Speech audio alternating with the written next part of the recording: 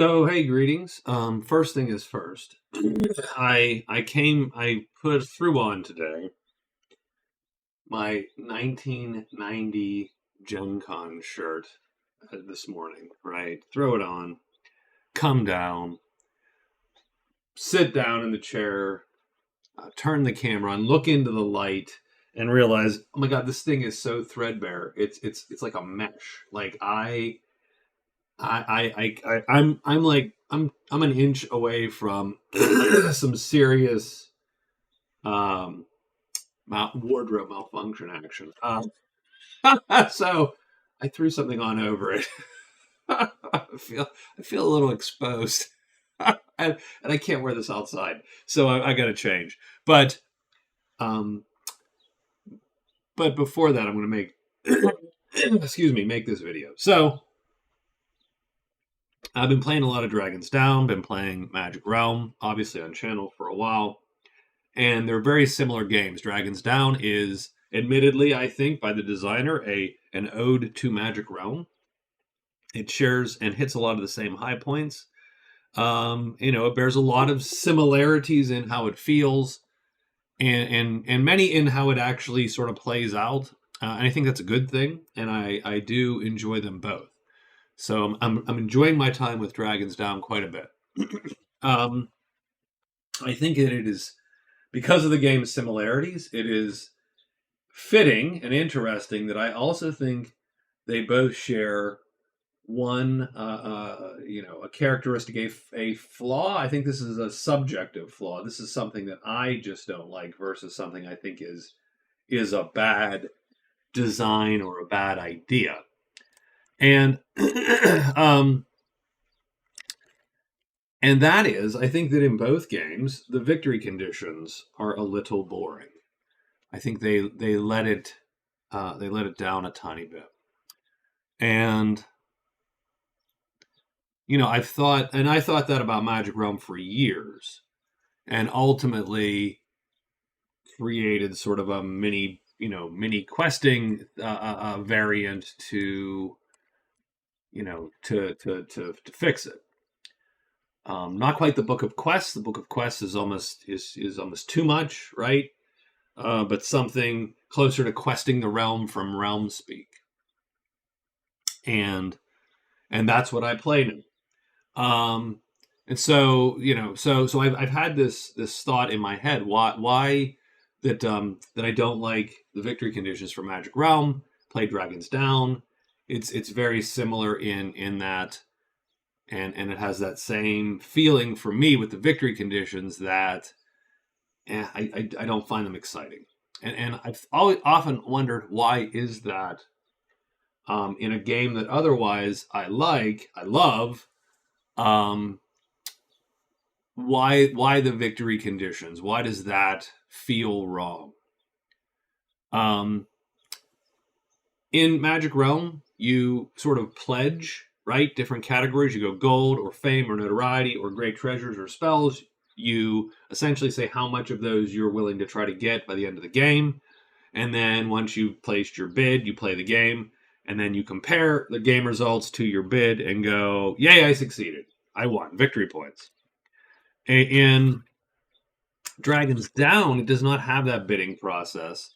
It's a much simpler concept, which is simply, a lot of the things you do in the game, killing monsters, finding treasures, finding the sites for treasures, gaining titles, which are on these cards, completing missions, get you fame and legend points. At the end of the game, we count who has the most fame and legend points, and you are the winner. Done. Very simple. I don't think it's objectively bad. I think it's objectively fine. I just don't love it because, again, I think it's dull. And so I've thought about, well, why do you feel that it's dull? Quite a bit. Haven't come up with an answer until recently, and I think that the answer is, in both games, I think the victory conditions largely come down to just play the game exactly how you would ever play it. You just do the things you would do, and you're going to score your points.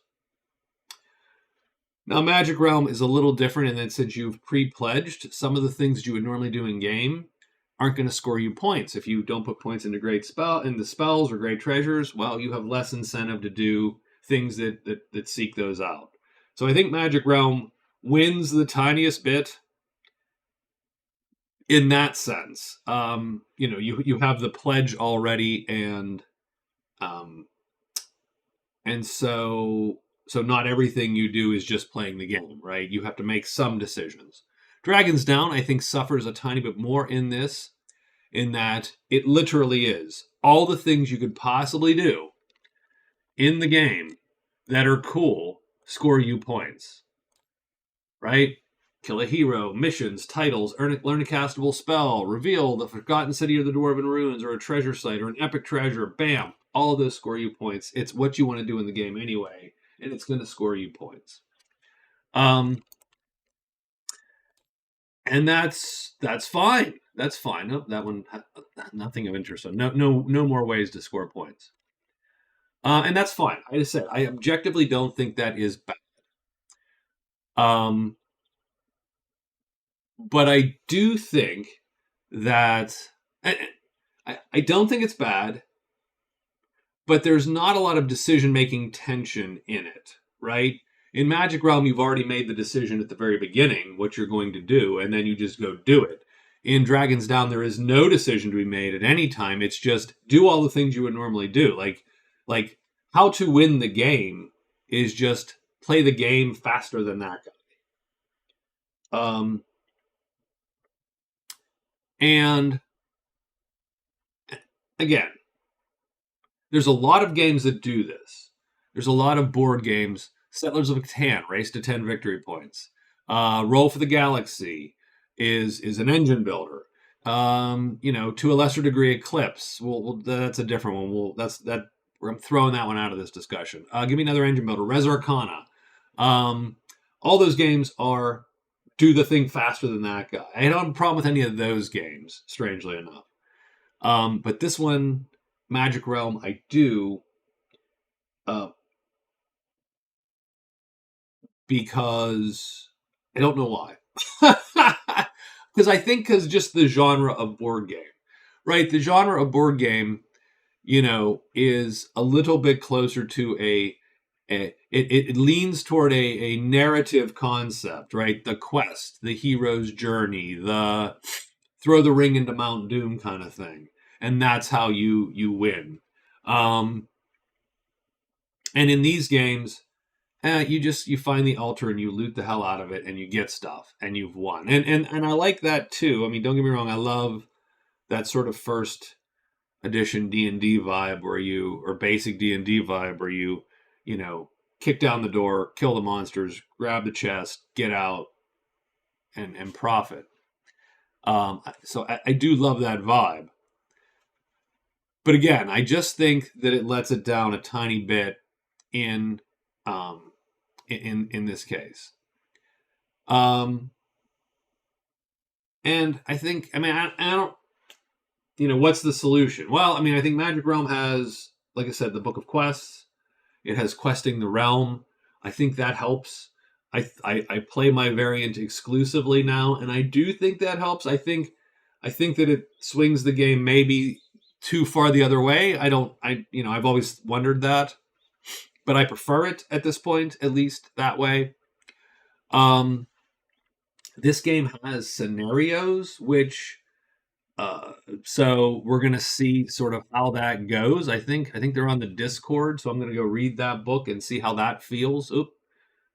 And see how those feel. So I'm sort of interested to see how that wins, or how that plays out, I should say.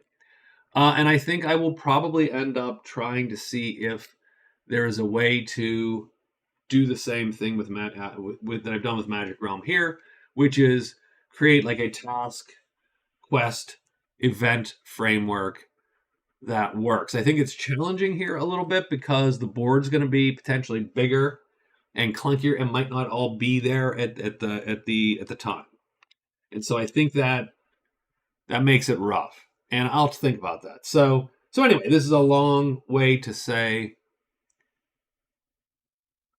I like two very similar games, and they have and I the thing I trip over in the one game that I've loved for years is the same thing I'm tripping over in this game that I've loved for months. So, and it's a personal problem, not sort of a critique of game design, but it is interesting and it's something to think about. What is? Does anyone else feel this way? Does anyone else, you know, um, I don't know. So something to consider. And otherwise, maybe I'll come back with a tasking variant here, a questing variant here also, and we'll see how that goes. So that's it. I'll talk to you later. I'm gonna go change my shirt. Bye bye.